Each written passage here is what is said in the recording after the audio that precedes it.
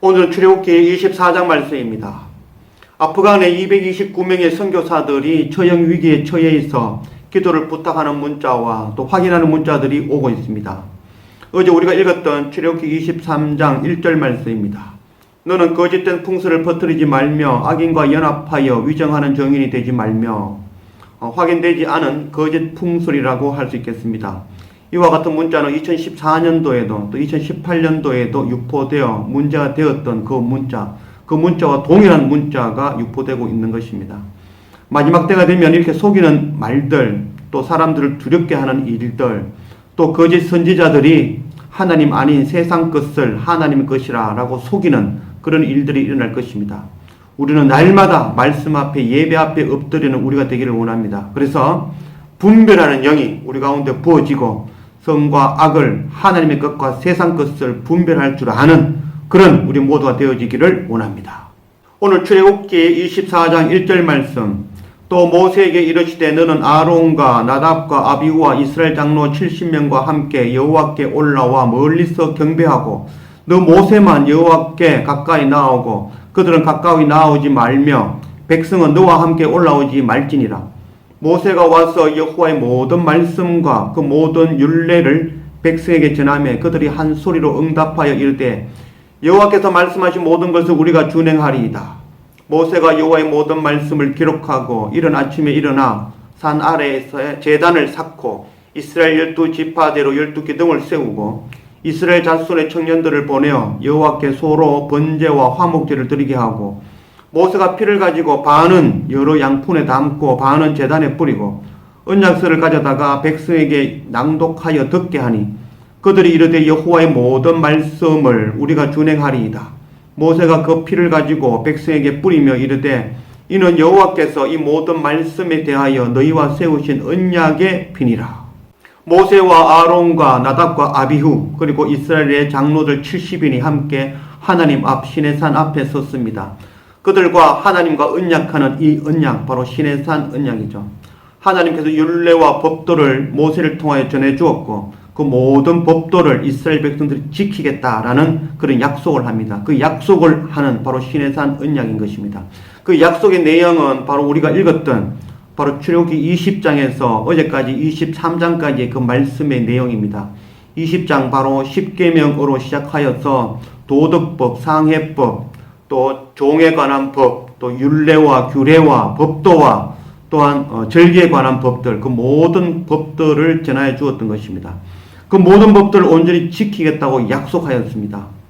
그러나 우리는 앞서 우리가 전하였던 말씀과 같이 우리는 그 한 계명도 온전히 지킬 수 없는 자들이란 것, 그것 깨달아 아는 우리가 되어져야 될 것입니다.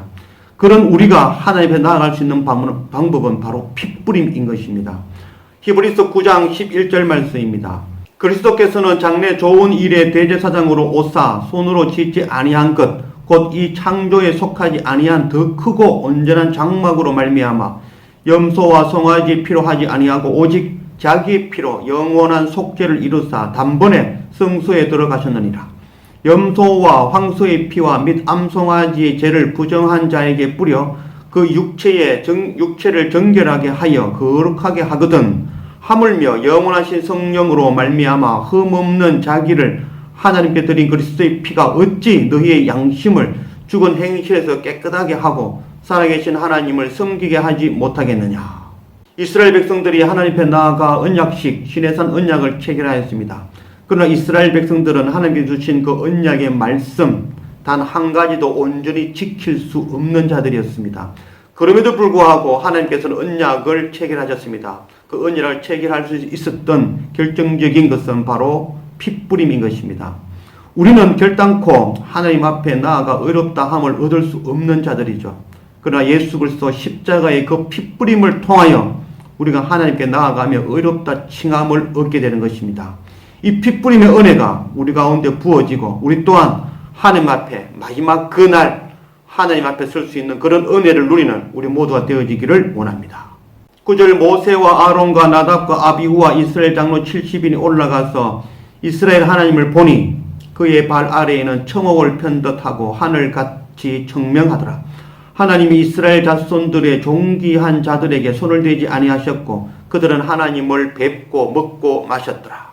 모세와 아론과 나답과 아비후와 또 이스라엘 백성들의 장로 70인이 함께 하나님을 뵙고 하나님 앞에 섰습니다.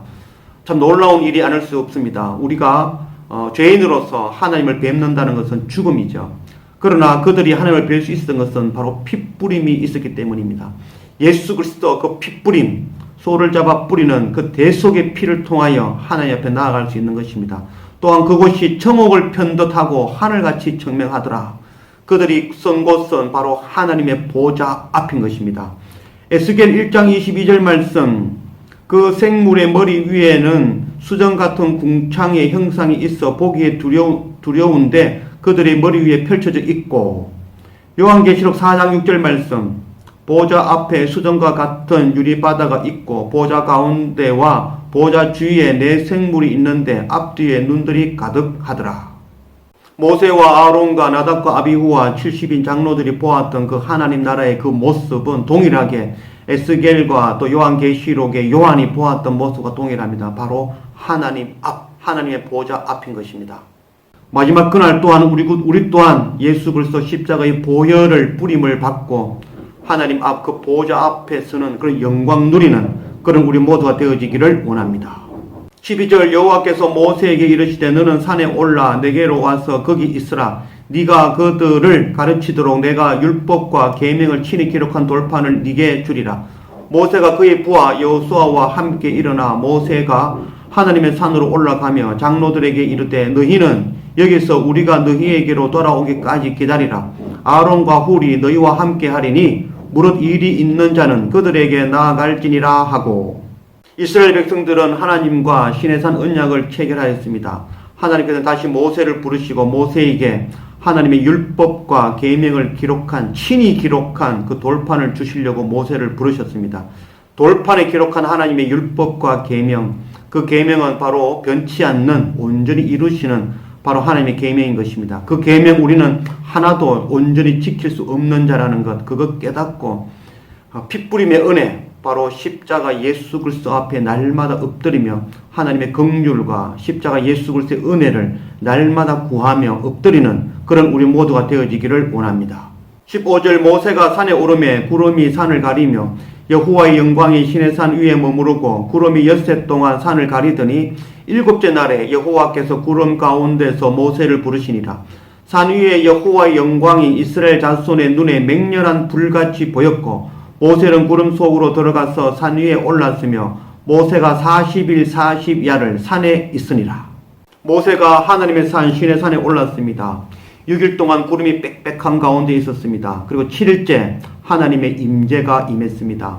바로 6일 동안 빽빽한 구름 가운데 머물렀던 것은 바로 안식년, 안식일과 동일한 것입니다. 우리의 삶, 바로 6일 동안 어두움 가운데, 죄악 가운데 거하는 우리, 7일째 하나님의 그 안식, 하나님의 임재하시는 그 샤밧, 그것이 이루어지는 것을 동일하게 예표로 보여주시는 것입니다. 그래서 40일 동안 모세는 그곳에서 하나님의 성막에 대해서 배우게 되어집니다. 성막을 만드는 방법, 언약궤, 지성소, 또 향단, 그리고 떡상, 그리고 또 등불, 등잔대, 그 성막을 만드는 방법, 저 제사장들이 하나님 앞에 서야 되는 모습, 그 모든 율례를 배우게 되어지는 것입니다. 바로 성막은 예수 그리스도를 예표하는 것입니다. 그 성막은 하나님께서 경배를 받기 위한 공간이 아니라 바로 우리의 죄를 대속하시는 바로 그 공간이죠. 그 공간은 바로 우리의 죄를 대속하시는 예수 그리스도의 몸인 것입니다. 모세가 40일 동안 그 시내산에서 하나님의 언약을 받으며 우리의 죄를 대속하실 바로 성막에 대해서 배우고 또 그것을 기록할 때에 그 40일 동안 이스라엘 백성들은 금송아지를 만들며 하나님을 부인하며 금송아지를 섬기는 그런 일들이 일어났습니다. 바로 내일부터 25장부터 31장까지의 말씀은 40일 동안 모세가 시내산에서 하나님으로부터 받은 성막을 만드는 규례에 대해서 기록한 말씀입니다. 하나님께서 성막을 만들어 우리의 죄를 사하시려고 하시는 그 40일 동안 이스라엘 백성들은 하나님을 대적하고 금송아지를 만들어 우상을 숭배하는 그런 일들이 일어났습니다. 바로 우리의 모습이라고 할 수 있겠습니다. 완악한 우리의 모습이라고 할 수 있겠습니다. 하나님께서는 우리의 죄를 대속하시기 위하여 십자가 예수 그리스도를 보내시는 가운데에 우리는 그 예수 그리스도 십자가에 못 박으며 세상 것도 사랑하며 세상에 먹을 것 입을 것 구하는 그런 완악한 우리의 모습이라고 할 수 있겠습니다. 날마다 말씀 앞에, 날마다 십자가 앞에, 날마다 십자가 이거 핏부림을 입는 그 은혜 앞에 날마다 나아가기를 원합니다. 우리는 하나님께서 주시는 그 언약, 그 율법과 계명 한 가지도 온전히 지킬 수 없는 자라는 것 깨닫고, 그럼에도 불구하고 우리에게 하나님 앞에 부르시기 위하여 그 핏부림의 은혜, 십자가 예수 그리스도 그 핏부림의 은혜로 우리가 하나님 앞에 의롭다함을 받고 나아갈 수 있다는 이 놀라운 은혜, 이 놀라운 은혜 깨달으며 날마다 말씀 앞에, 날마다 십자가 앞에, 날마다 예배 앞에 꼬꾸라 엎드려질 수 있는 그런 우리 모두가 되어지기를 원합니다. 기도합시다. 아버지 하나님 감사합니다. 오늘 출애굽기 24장 말씀으로 우리 가운데 오신 하나님 감사합니다.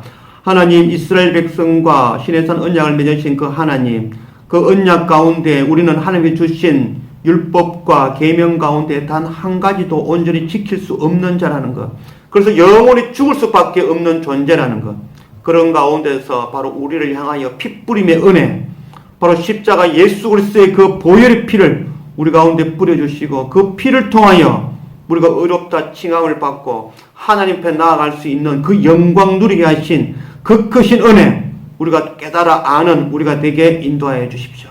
그래서 날마다 말씀 앞에, 날마다 십자가 앞에, 날마다 예배 앞에 꿇어 엎드리며 날마다 긍휼과 은혜를 구하며 성령의 인도하심을 날마다 구하는 그런 날마다의 우리의 삶이 되어지도록 인도하여 주십시오. 마지막 그날 예수 그리스도 그 십자가 보혈의 핏부림을 당하여 주님 앞에 하나님의 보좌 앞에 설 수 있는 영광 누릴 수 있는 그런 우리 모두가 되어지도록 인도하여 주십시오. 감사합니다. 예수님의 이름으로 기도드립니다. 아멘.